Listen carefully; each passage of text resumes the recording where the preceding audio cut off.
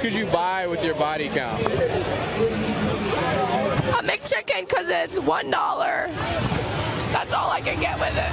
What happened to your voice? 2 McChickens. 2 McChickens. Maybe 3. Okay, you keep going up. I have the coronavirus, that's why I don't have a voice. En ese momento, Cell sintió el verdadero terror.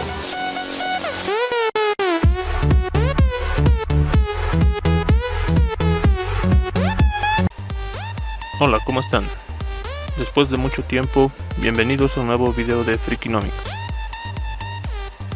¿Es el fin del capitalismo? El coronavirus, el COVID, el SARS-CoV-2 ha puesto fin a todo este sueño, a todo esto que hemos vivido, para algunos una pesadilla. Pues veamos qué es lo que ha sucedido hoy.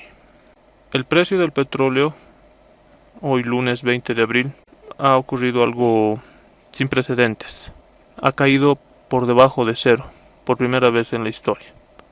¡Huele a historia! A esta hora son las 4:20 en Bolivia. El portal Bloomberg nos indica que el precio del petróleo se encuentra a menos $30. Hace un momento estaba a menos 35. Pero, ¿qué es lo que está sucediendo? ¿Por qué es que puede caer a un número negativo un commodity, un bien, y algo tan preciado como el petróleo? Pues básicamente es por los contratos futuros que se tenía, por el estocamiento que existe, sobreestocamiento que existe sobre este energético, lo cual ha hecho que hay un contexto de baja demanda. Ha habido negociaciones, pero el almacenamiento ya es más costoso que vender el producto. Entonces, por ello tenemos un precio negativo, algo realmente escandaloso, ¿no? Algo sin precedentes. Y para corroborar este tipo de noticias, de cosas, de eventos que están sucediendo, no podía dejar de lado los voceros del apocalipsis, ¿no? Como este filósofo Slavoj Zizek, o no sé la verdad cómo se pronunciará, es un filósofo esloveno, el cual en marzo ya advertía que es el fin, como que el fin del capitalismo, una forma de replantearse el sistema como había venido desarrollándose.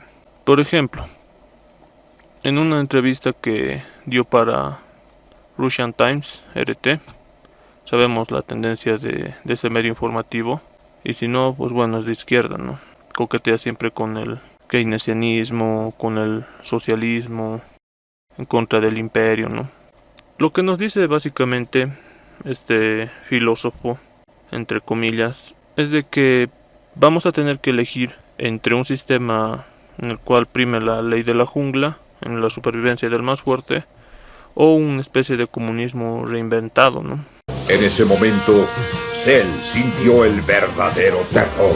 ¿Y a qué se refiere con un comunismo reinventado? A que exista acción conjunta y colaboración entre los gobiernos del mundo, así como las personas, para poder superar esta crisis tanto sanitaria y posteriormente económica que ha llegado a ser. Claramente alineado con el director de la OMS, Tedros Ghebreyesus, quien ha mostrado su tendencia y amistad con el Partido Comunista Chino, lo cual nos ha arrastrado a los problemas que estamos enfrentando hoy, más la falta de acción prudente tal vez de diversas autoridades. Como fuera, lo que propone es de que debe haber cooperación entre estados y la producción debe enfocarse y dirigirse bajo una planificación centralizada, como una campaña militar, lo que dice, ¿no?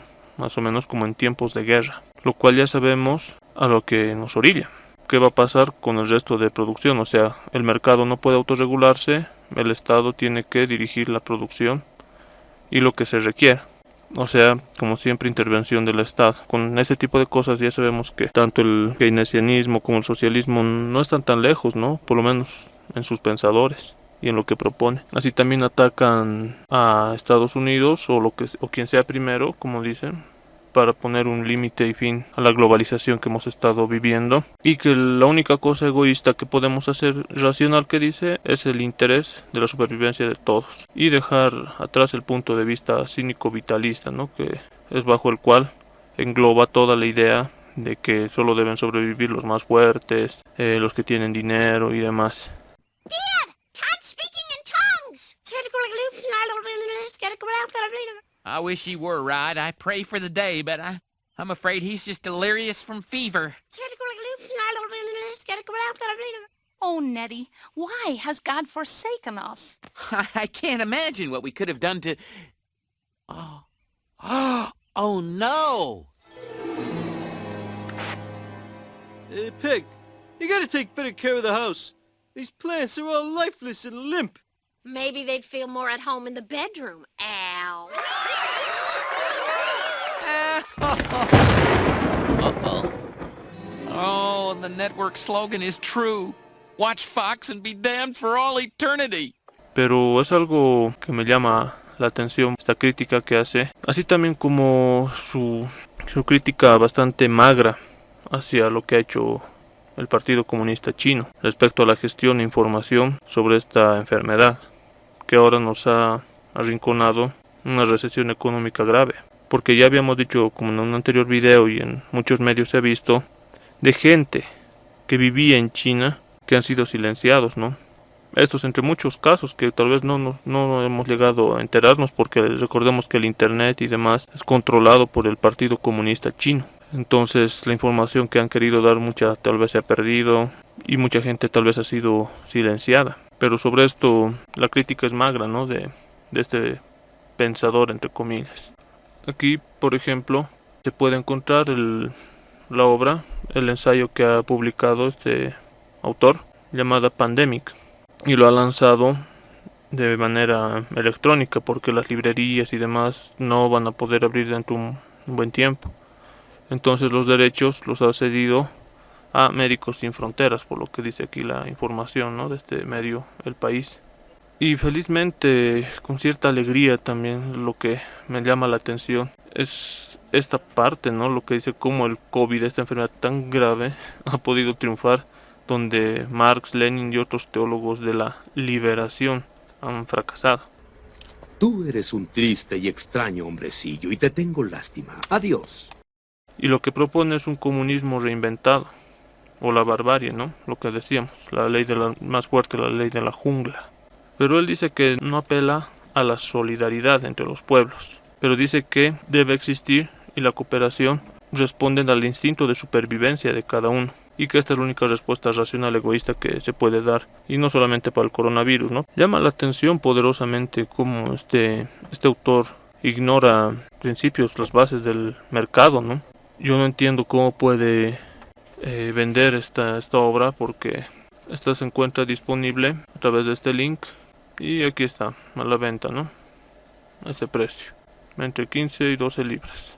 Pero sorprende, como decía, sorprende la ignorancia de este pensador, porque echa la culpa de estos males al capitalismo, a la globalización, de que todo el mundo se va a acabar como lo conocíamos, y que se requiere planificación centralizada de los estados, ¿no? Siendo que China dirige su economía a partir del gobierno.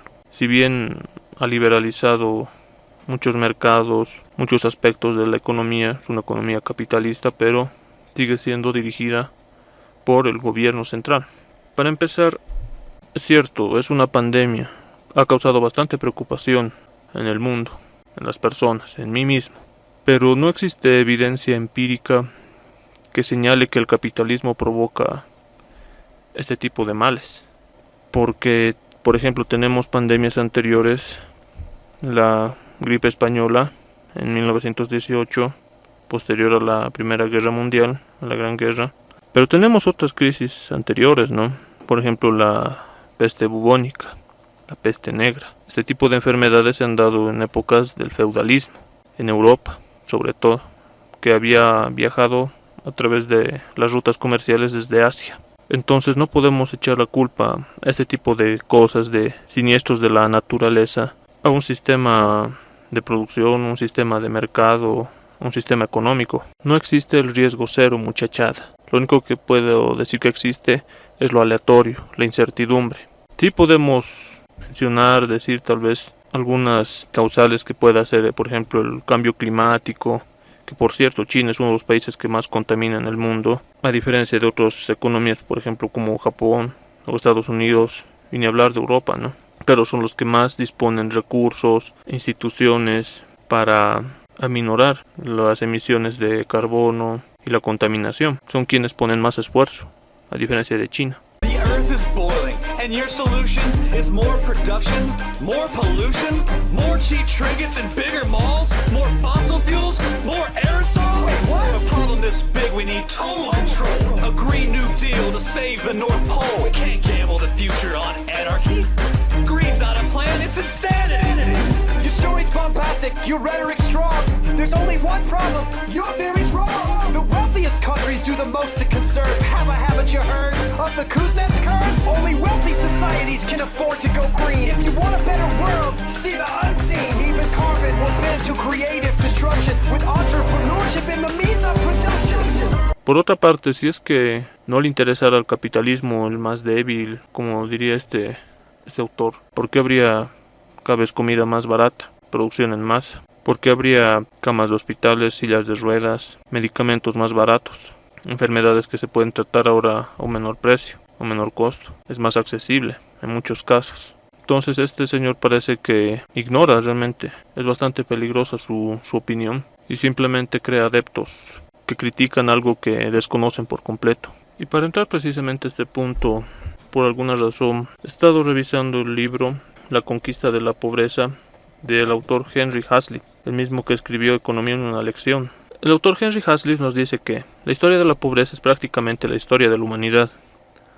Los escritores de la antigüedad nos han dejado muy pocos testimonios porque daban por sentado algo sabido por todos, que es la pobreza, que era una situación normal. Así también, modernos historiadores describen que en la antigua Grecia y Roma, la mayor parte de las casas carecían de chimeneas, y donde las habitaciones se caldeaba, o sea, se ponían fogatas. Durante el invierno se encendía este fogón y todo se llenaba de humo, así como las paredes, techo, muebles, y todo hasta quedar cubierto por una capa de hollín.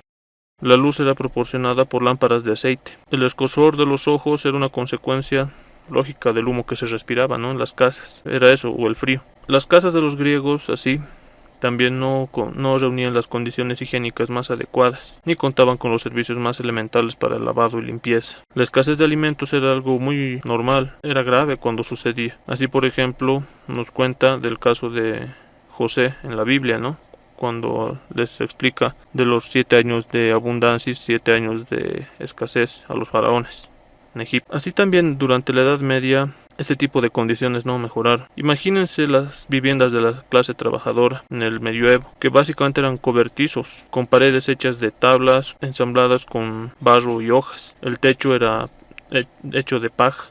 Las casas constaban de una sola habitación, o sea, cocina, baño, dormitorio, comedor, todo era una sola habitación. A lo sumo tenían 2 habitaciones, las familias más pudientes tal vez de los trabajadores. Las paredes no estaban revocadas, los pisos eran tierra, no existían techos de cielo raso, ni chimenea ni fogón para el fuego, así también en algunos casos ni camas. Aquí vivía y moría el dueño de la casa y su familia, así como los animales. No había alcantarillado ni desagües de las casas, solamente habían desaguaderos que no estaban recubiertos y recorrían las calles. Tampoco había instalaciones de agua corriente y la gente tenía que acudir a abastecerse de agua a la fuente principal del pueblo, y se desconocían las normas más elementales de higiene. Básicamente se comía centeno y avena para estas condiciones tan precarias de subsistencia en toda Europa. Era normal que exista inanición, escasez, penuria, hambre, crimen, violencia, fiebres aftosas o antrax, escorbuto, lepra, enfermedades tifoideas, guerras, diarreas, pestilencias y plagas. Algo tan corriente y normal en la Edad Media que desde nuestra perspectiva del mundo moderno es algo que nos horrorizaría. Además, un fenómeno natural o habitual era el hambre. Ya se imaginarán estas condiciones con las condiciones actuales con las que vivimos. Es cierto que existe gente que vive así, pero en la mayor parte del mundo libre, civilizado, donde, como habíamos visto en Por qué fracasan los países, usualmente se da en estos países oprimidos, con castas políticas corruptas. Pero tal vez tú que escuchas esto, que miras este video, no vives así, tienes acceso a internet. Eso ya es un indicador de un nivel de vida mejor. Tal vez si cuentas con servicios de agua potable, de alcantarillado, de electricidad. Tu casa, aunque pueda ser tal vez muy pobre, no lo sé, pero no tienes un piso de tierra o techos de paja, es lo más probable. Así también no cuentas solamente con una habitación donde hay vives, cocinas, haces de todo. Y si es que fuera así un monoambiente, por lo menos tienes condiciones tal vez de mayor limpieza, de mayor orden. O sea, un espacio mejor destinado para la cocina, más eficiente, una cama con los cambios respectivos de sábanas, no sé, una mejor ventilación. Y yo te pregunto, ¿tú crees que las mejoras en las condiciones las ha hecho el gobierno, tu gobierno, o los gobiernos del mundo? ¿O es que ha sido tal vez la acción de las personas, la acción humana? Yo pienso que ha sido lo segundo, ¿no? La acción de las personas, de los individuos, que han hecho la producción en masa mucho más eficiente, mucho más barata, lo cual ha permitido mejorar nuestro nivel de vida. Lo han hecho, como dirían, a pesar del gobierno, no por el gobierno, y tampoco lo ha hecho el gobierno. Entonces las ideas que propone el señor Slavoj Žižek son bastante vetustas, bastante, no sé, peligrosas en mi opinión, bastante ignorantes. Porque piensa que un Estado va a salvarlos, piensa que la acción, el buen corazón de los gobernantes va a hacer que superemos esta pandemia, esta crisis sanitaria. ¿Ah, sí? Pues vete al cuerno, demente. Sin embargo, sí existe cooperación en el mercado. Ya hemos escuchado alguna vez sobre la producción de un lápiz, cuando Milton Friedman allá en los años 70 me parece, que decía, ¿no?, cómo se necesita de la cooperación de gente que nunca se ha visto, que practica religiones distintas, que vive en climas distintos, así como regiones, que cooperan de forma espontánea para la fabricación de un lápiz a un precio prácticamente insignificante. Ahora mismo, como alguna vez mencionaba, como habíamos visto en las noticias, muchas marcas de lujo automotrices están plenamente dispuestas a colaborar para que podamos salir de esto. Bueno, hasta aquí el video y la reflexión que les dejo, que piensen, ¿no?, sobre qué es lo que nos conviene, hacia qué girar, hacia una planificación centralizada, como propone Slavoj Žižek, o bien optar por un camino más liberal, porque las planificaciones centralizadas en los estados, como hemos visto, los países tienden a ser como la URSS, como en África, como en Venezuela, propio de gobiernos inoperantes, ineficientes, corruptos y que controlan todos los aspectos de las libertades del individuo. Across every continent, culture, and creed, people have flourished only when free to find passion, profit, charity, and love through the shape of a hand, not a boot from above. Socialism's record isn't hard to parse. First it was tragedy, now it's a farce. Let's unite people from every nation in peace, exchange, and cooperation.